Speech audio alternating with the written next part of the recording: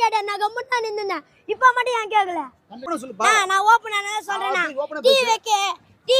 டிவிக்கே நீங்க சொல்றீங்க. நாங்க டிவிக்கே கட்சி தான். இப்ப எல்லா பத்திரமே எல்லா இதுலயும் போய் கேளுங்க. ஓம் சக்தி பராசக்தி டீம்க்கு ஒரு தீய சக்தின்னு சொல்றானுங்க. எதுக்கு? அவனுக்கு விஜய் நினைச்சனால தான் சொல்றானுங்க.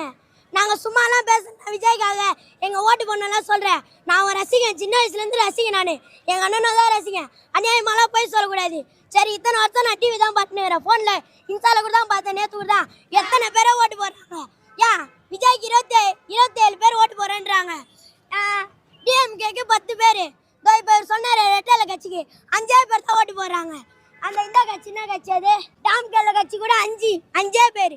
அப்போ இவ்வளோ பேசுகிறாங்க. அப்போ எதுக்கு விஜய் போடுறாங்க? எல்லாம் நான் பயன்படுத்தணும் தான் நான் பண்ணோம். என்னைக்கோ வரோம். அன்னைக்கு இப்போ கூட சொன்னார், இன்னைக்கு மொச்ச காலான்றீங்க. இன்னைக்கு மொச்ச காலம் தானே இப்போ இவ்வளோ பெருசாக வளரும். நினச்சி